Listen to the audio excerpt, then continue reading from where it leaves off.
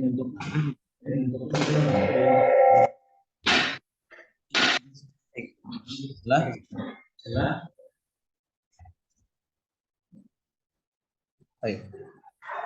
Alhamdulillah, salatu wassalamu ala rasulillah wa ala alihi wa sahbihi wa wala. Rabbi shrah li sadri wa yassir li amri wahlul 'uqdatam min lisani yafqahu qawli. Alhamdulillah, pada kesempatan siang hari ini kita dipertemukan lagi dalam mata pelajaran filsafat politik.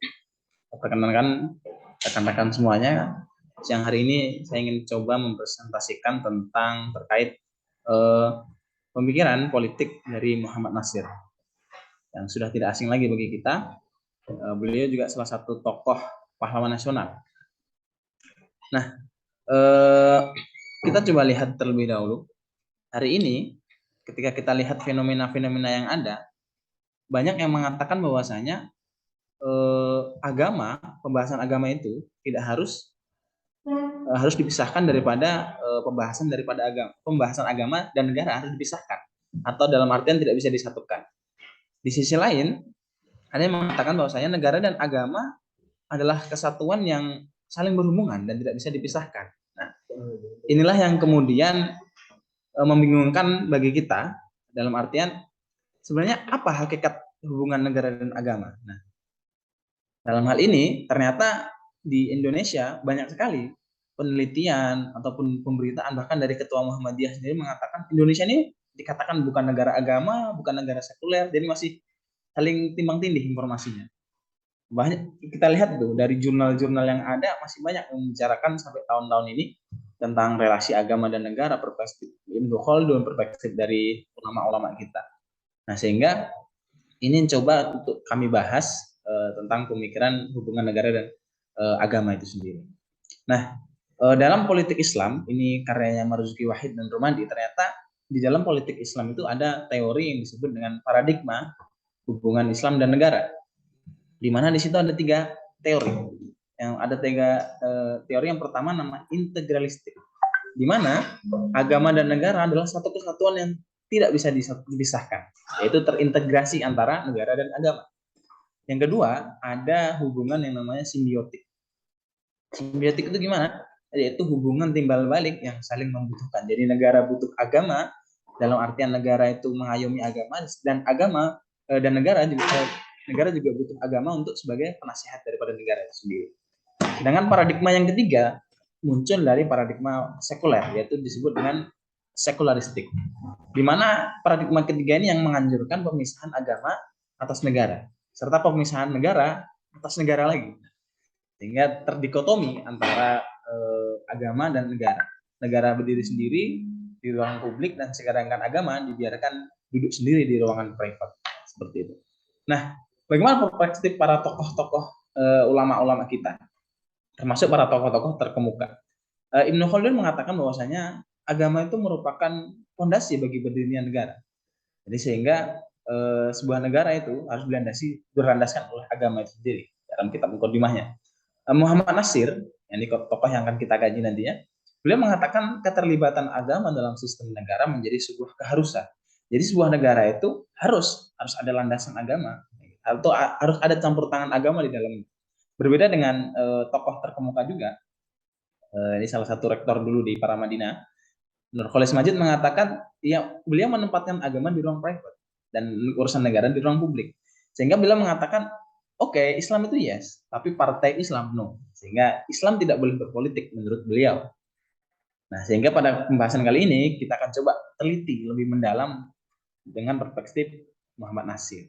Nanti kita akan mengenal biografi Muhammad Nasir, lalu hubungan agama dan negara menurut beliau, lalu ada teistik demokrasi. Ini sebuah tawaran yang nanti juga akan kita jelaskan, lalu akan berakhir dengan kesimpulan seperti apa. Baik, Muhammad Nasir sudah kita kenal bahwasanya beliau aktif sebagai penulis, aktif sebagai politikus, aktif juga di bidang pendidikan dan juga birokrasi, bahkan di luar negara gitu, bukan cuma di Indonesia saja. Dia adalah putra asli dari Sumatera Barat, bahkan dulu sekolahnya itu di His Adabiah di Sumatera Barat.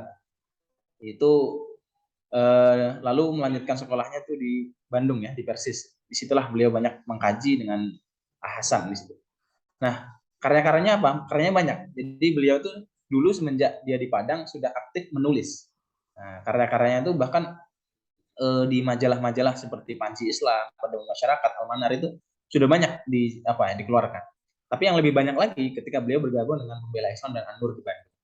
Bahkan tidak jarang ya buku-bukunya dulu karena dia tuh sekolahnya di Afdeling. Afdeling itu sekolah Belanda zaman dulu. Jadi buku-buku yang ditulis Nasir ini adalah buku-buku dengan bahasa Belanda. Nah, salah satu buku yang dengan bahasa Indonesia itu adalah Kultur Islam. Bahkan bahasa yang menulis Nabi Muhammad aja, Muhammad al-Prophet. Nah, ini supaya apa? Supaya lebih dipahami dalam nanti ada salah satu komunitas namanya JIP.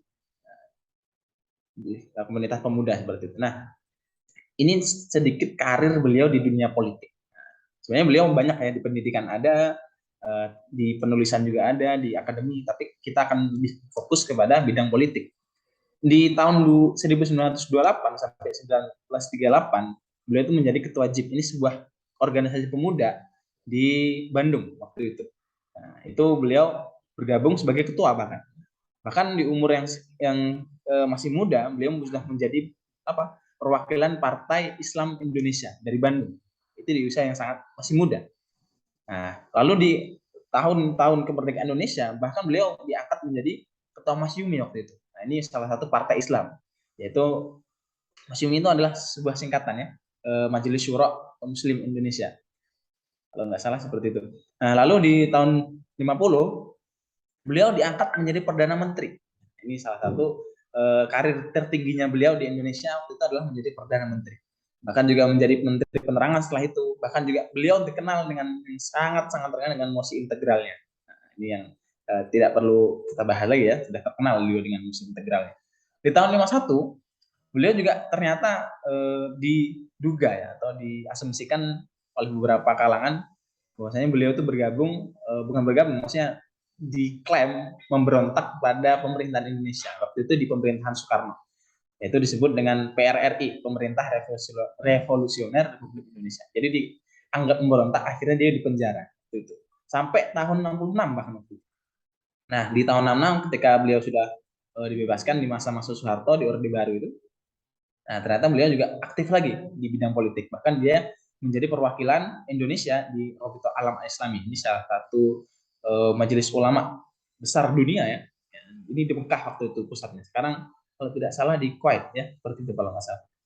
Bahkan setelah pulang dari Rabitatul Alam Islami ini, beliau sempat juga mendirikan Dewan Dakwah Islam Indonesia. Disinilah beliau sudah tidak beraktif berpolitik, akan tapi dia aktif di bidang dakwah, aktif di bidang kerjasama pertukaran pelajar dari Indonesia ke Mekah dan lain sebagainya.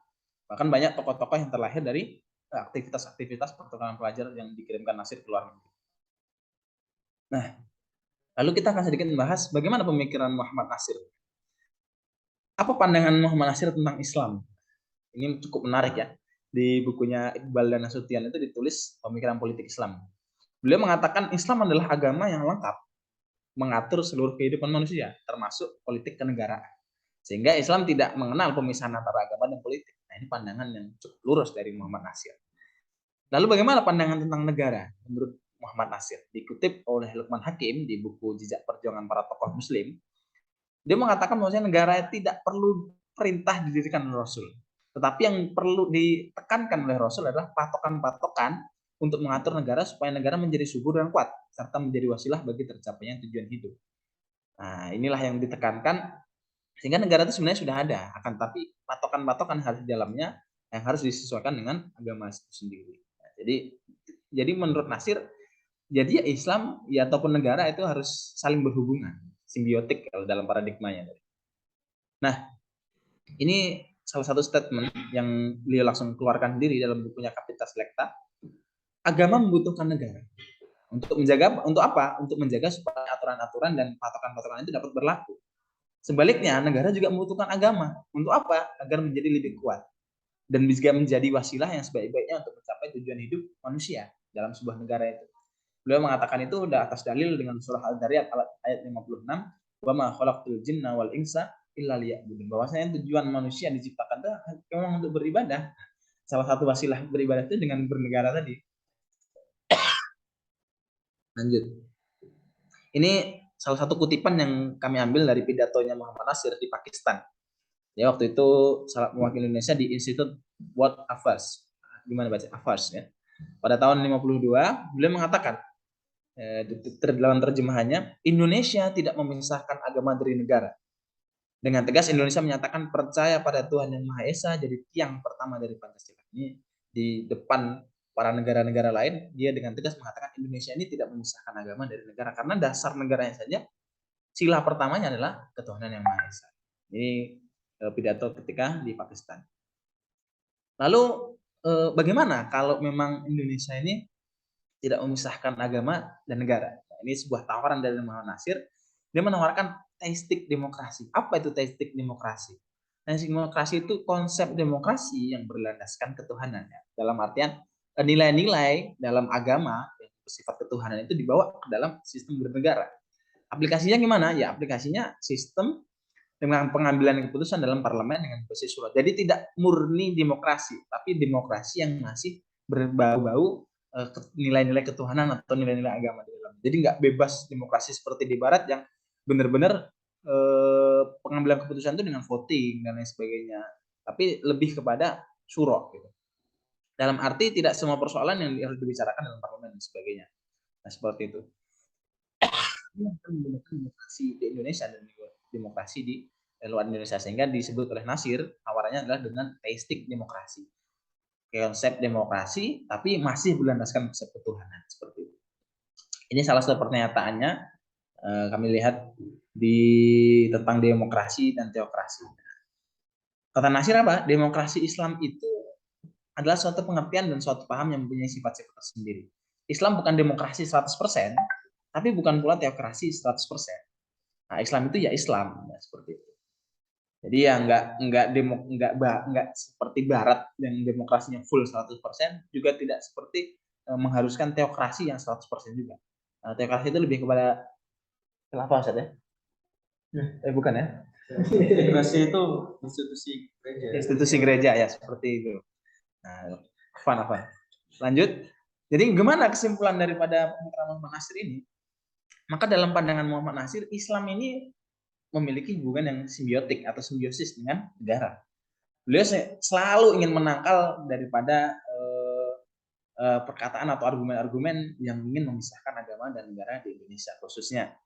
Nah, selanjutnya beliau juga menawarkan sebuah konsep demokrasi berbasis nilai-nilai ketuhanan yang disebut dengan teistik demokrasi. Sebenarnya kita bisa paparkan lagi tadi tentang argumen-argumen dari para tokoh-tokoh yang ingin memisahkan seperti Nurholis Maji dan teman-temannya dan lain sebagainya. Banyak juga tokoh-tokoh yang ingin memisahkan, bahkan di Barat sudah lazim ya seperti itu. Tapi di Indonesia masih ada tokoh-tokoh seperti Muhammad Nasir yang ingin selalu mendukung bahwasanya negara harus berpatokan pada agama. Terakhir sebagai penutup, mengutip dari surah Al-Anbiya bahwasanya Islam itu agama yang universal. Jadi Islam merupakan kamil dan sumul. Jadi mencakup segala aspek dalam kehidupan sehingga dalam semua teratur dalam yang disebut dengan syariat. Ayatnya apa? Wa ma arsalnaka illa rahmatan lil alamin. Jadi ajaran yang dibawa oleh Nabi Muhammad itulah nanti yang akan menjadi rahmat bagi seluruh alam. Kurang lebihnya mohon maaf. Billahi taufiq wal hidayah. Assalamualaikum warahmatullahi wabarakatuh. Waalaikumsalam warahmatullahi wabarakatuh.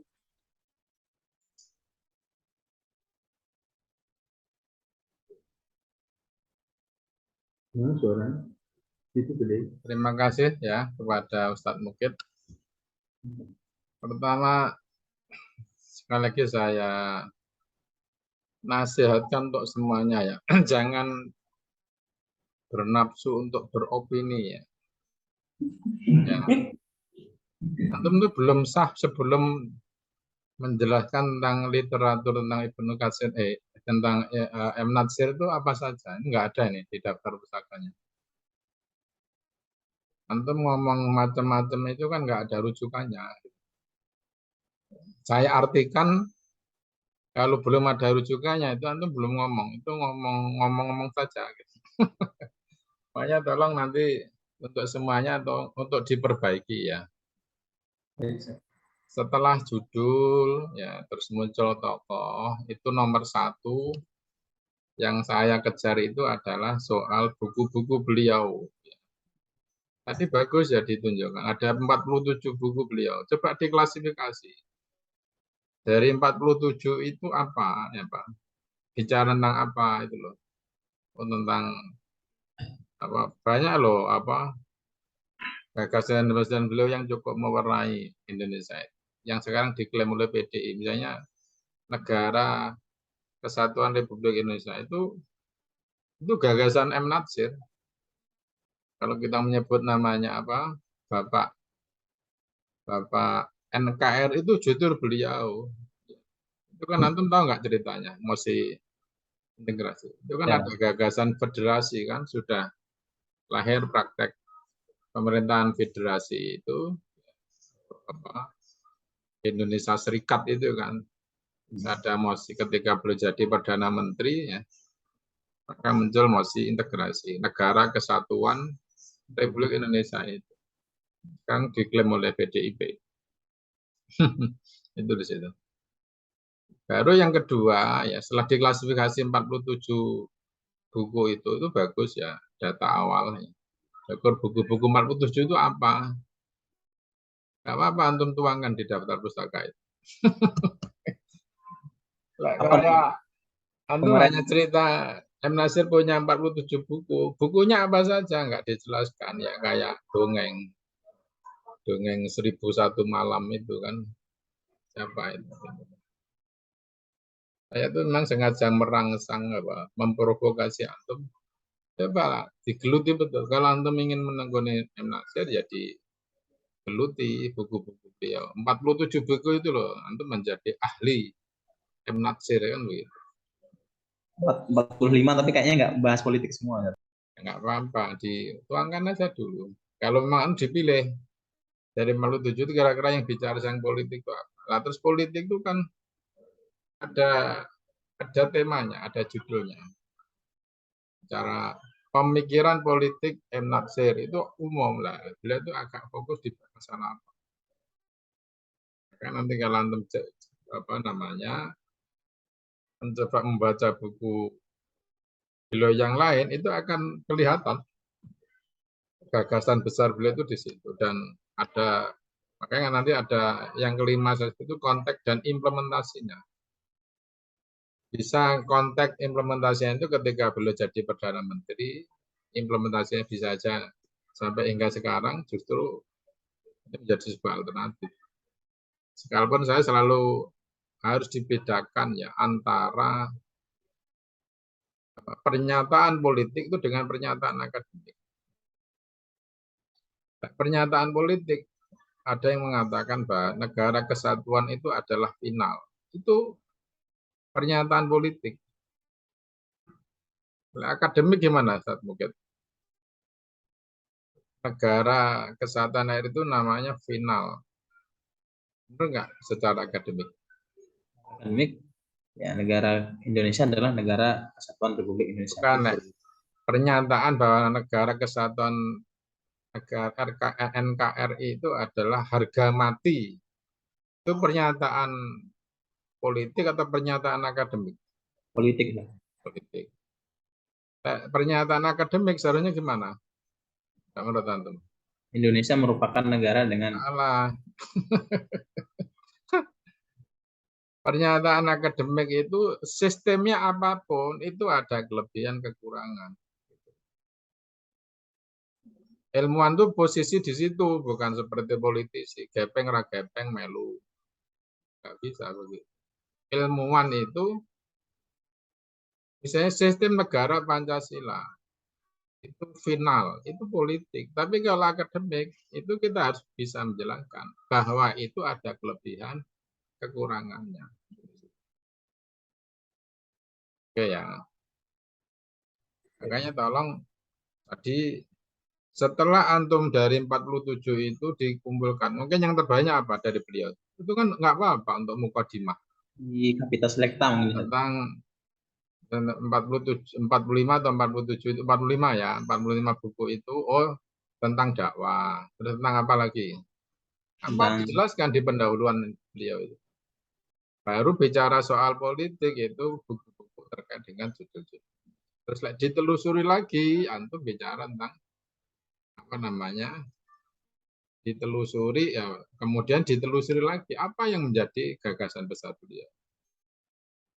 Menurut saya sampai sekarang itu yang relevan dari gagasan beliau itu tentang mosi integrasi tadi. Kayak itu di buku apa dari buku beliau? Dari 45 buku itu di buku apa beliau bicara tentang mosi integrasi? Itu Sanogo. Makanya itulah justru itu mukadimah itu malah kantum bicara tentang apa ya paradigma apa integratis apa ya Pak Simbiotik. integratif ya integratif yang satu apa Simbiotik. namanya simbiosis tadi apa namanya Ya, paradigma simbiotik, Ustaz. paradigma simbiotik terus yang ketiga apa Pluralistik.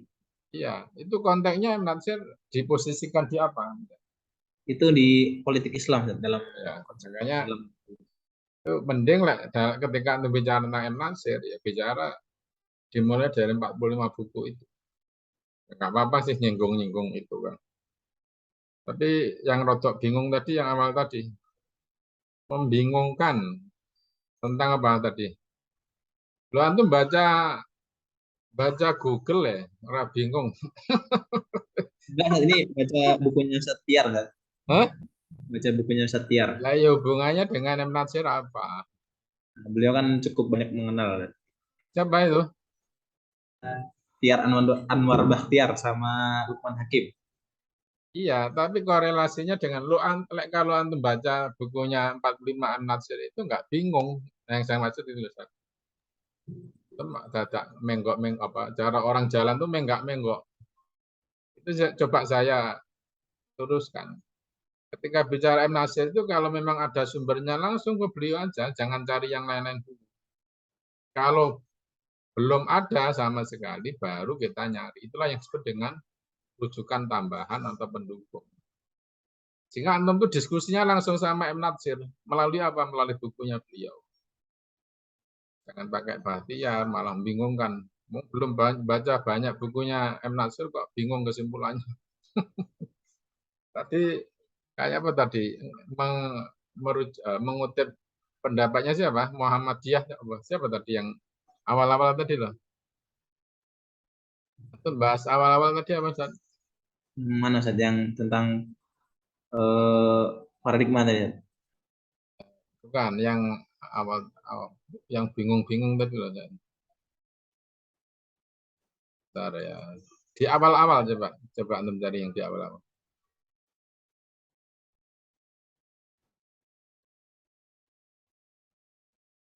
di awal-awal itu antum kan bicara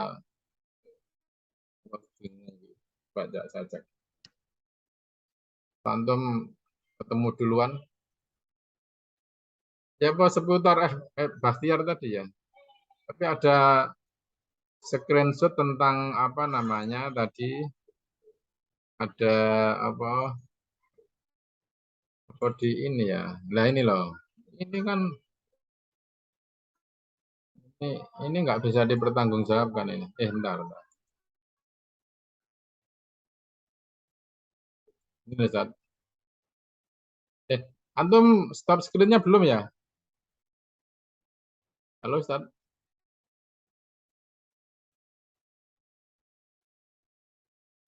kelihatan di layar itu halo halo Ustaz Ya, Ustaz. Kelihatan, Ustaz. itu loh di Google kan punya antum ini peran agama dalam menurut Ibnul Khaldun relasi agama negara antum Enggak, Ustaz. nggak salah antum komentar ini loh bingung Google ini Enggak. Anda nggak ngambil dari situ, Ustaz. Itu cuman Anda cuman ngambil sebagai ini sebenarnya tuh kalau kita meneliti tentang Muhammad Nasir masih relevan nggak sih di zaman ini? Ternyata masih relevan. Sebenarnya Anda nggak ngambil dari situ, Ustaz. ini antum tayangkan Google ini poin yang ketiga ini Masih agama. Indonesia Ketua Muhammadiyah Indonesia bukan negara agama bukan negara sekuler itu ya Nah, itu pemberitaan, Ustaz. udah ya makanya jangan ngambil begini jangan membuat kesimpulan di sini kesimpulan itu yang benar apa saat mungkin Di akhir Ustaz. Setelah antum membaca bukunya membaca bukunya M. Natsir itu Nah, Ustaz. 45 itu baru buat kesimpulan. Saya yakin nggak akan muncul pernyataan bingung tadi. Ini untuk memantik aja Ustaz. Alah, Memantik. enggak bisa mantik, kacau. Bukan mantik, kacau. Kesimpulan loh, kesimpulan itu antum apa? M. Natsir. Berarti setelah yang logis itu antum buat kesimpulan setelah apa? Baca Ya. buku beliau, bukan membaca Google terus karena ben seru terus ben apa bingung gimana. Yang bagus tuh ketika antum sudah baca buku 45 buku itu baru buat kesimpulan. Setelah Nah, saya membaca bukunya M. Natsir 45 itu melihat kondisi negara Indonesia itu membingungkan, itu baru saya apresiasi. Mas ngerti nggak maksud saya? paham Ustaz. Poinnya itu loh pokoknya. Setelah antum tuh buat komentar apapun setelah baca bukunya M. Natsir itu. Apapun pernyataan antum akan saya hargai. Oke, Ustaz Nukit. Paham Ustaz. Makanya tolong nanti dipilih ya dari makanya urut-urutannya buku-buku beliau itu apa, yang fenomenal dalam konteks filsafat politik itu apa, itu anunya ke sana.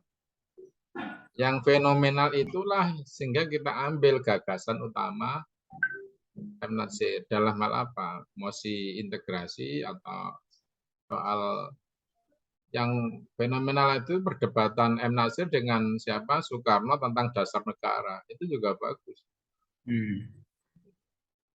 Tapi integrasi itu kan setelah beliau jadi Perdana Menteri. Tapi ketika mau apa namanya Indonesia merdeka itu ada diskusi antara Hasan dengan Soekarno, Soekarno dengan M. Natsir ya tentang apa negara apa apakah Indonesia itu menggunakan dasar negara apa itu ada diskusi-diskusi seperti itu.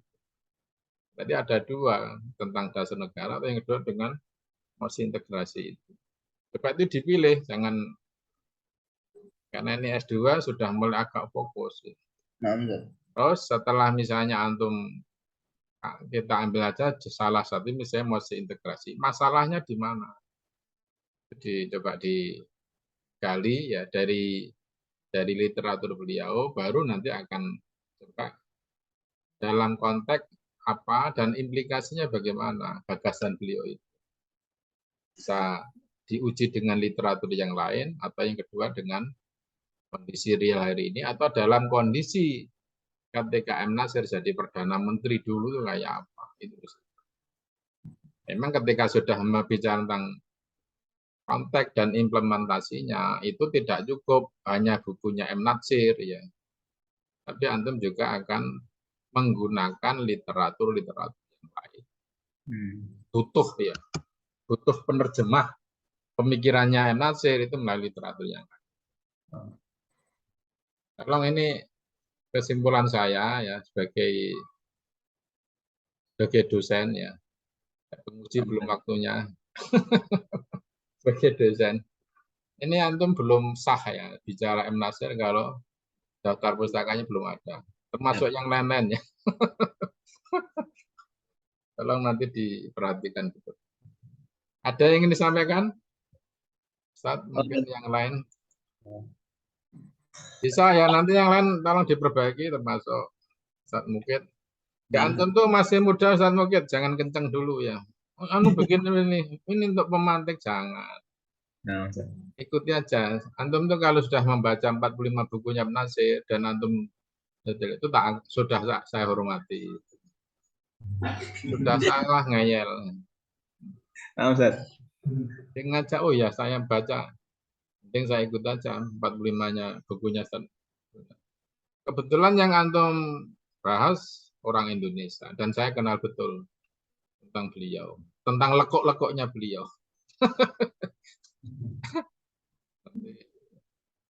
Antum nggak bisa apa namanya, tidak bisa berbohong kasar ya. Nggak boleh. Tidak bisa ngomong apa tidak tepat tentang beliau ke saya tentang M. Natsir.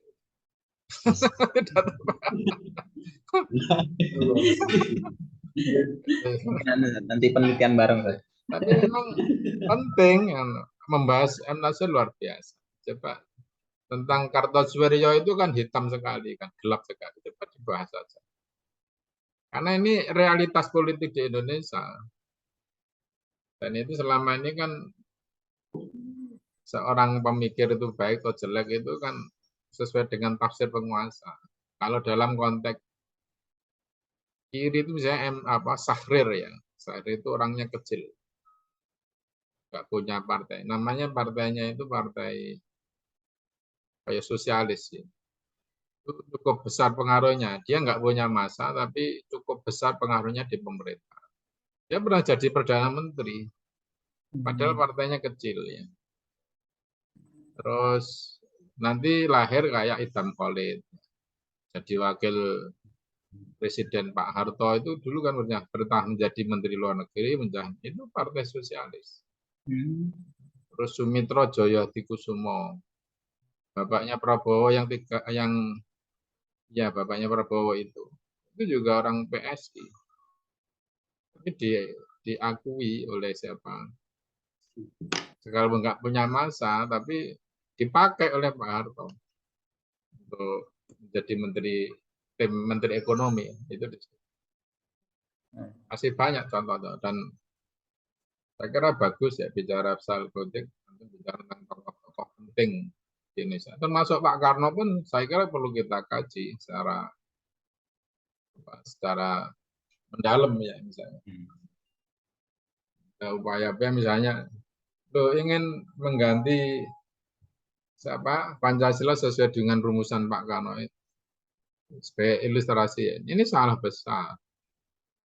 Yang benar itu adalah Piagam Jakarta. Itu dalam konteks konstitusional ya. Bukan masalah Piagam Jakartanya, bukan masalah 1 Juninya. Karena Piagam Jakarta itu kan sebuah sidang konstituante ya. Konstituante, di dalamnya ada Pak Karno. Kebetulan ketuanya Pak Karno. Ketika ingin merumuskan rapat, pentingnya dasar negara itu kan ada pidato Pak Karno, ada pidato M. Yamin, ada pidato dari tokoh-tokoh Islam, itu kan ada. Gitu. Justru memang yang menjadi keputusan itu ya Pancasila yang formulasinya itu ada dalam Piagam Jakarta itu. Dan yang penting, itu setelah mendengarkan pidatonya M. Yamin, pidatonya Pak Karno, pidatonya tokoh-tokoh Islam itu ya, itu setelah itu ditandatangani oleh mereka termasuk Pak Karno Piagam Jakarta itu.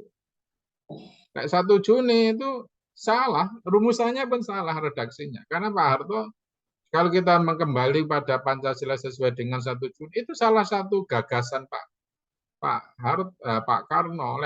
Piagam Jakarta itu kumpulan dari berbagai gagasan itu. Kita mengacu kepada gagasannya Pak Karno, itu Pancasila itu tidak Pancasila seperti sekarang. Ketuhanannya yang paling nomor 5, bukan nomor 1. Gimana itu anunya? Kembali Pancasila sesuai dengan 1 Juni 45. Pancasilanya bukan begini, ketuhanannya yang nomor 5, bukan nomor 1. Coba antum cek pidatonya Pak Karno. Coba ini maksud saya catatan-catatan kritis ya. Dan yang saya hargai sekarang itu adalah antum membaca buku. Buktinya apa? Ya dituangkan dalam daftar pustaka itu. Daftar pustaka itu saya anggap itu yang buku yang antum jadikan tidak sekedar di daftar buku ya. Tapi memang itu buku yang pernah antum baca. Jika antum punya pendapat tentang siapa tadi Ibnu Taimiyah, tentang Pak Natsir atau nanti tokoh-tokoh. Gitu ya Ustaz. Ada yang ingin tanya Ustaz? Yang lain ada yang tanyakan? Selain tadi yang tentang mosi integral dan dasar negara lebih menarik mana kalau hari ini dibahas? Jadi cari yang paling menurut saya yang mosi integral Menurut saya Pancasila itu juga sudah final sebenarnya. Apa finalnya itu artinya justru yang ingin merubah itu kan mereka ya. Dari Pancasila menjadi Trisila, menjadi Ekasila itu kan mereka. Ya, dari umat Islam kan manut aja selama ini kan. Ya, ini ya manut, nggak jadi piagam Jakarta ya manut. Setelah manut diturus maunya dia terus macam-macam. Jadi Trisila, Ekasila itu kan juga siapa sebenarnya yang ingin merubah Pancasila itu. Coba ini ya, ada dua ya, tentang gagasan tentang dasar negara sama MOSI. Menurut saya yang MOSI itu aja yang didiskusikan. Kira-kira itu ya untuk kuliah kita hari ini. Manfaat, kurang lebihnya mohon maaf ya. Assalamualaikum warahmatullahi wabarakatuh.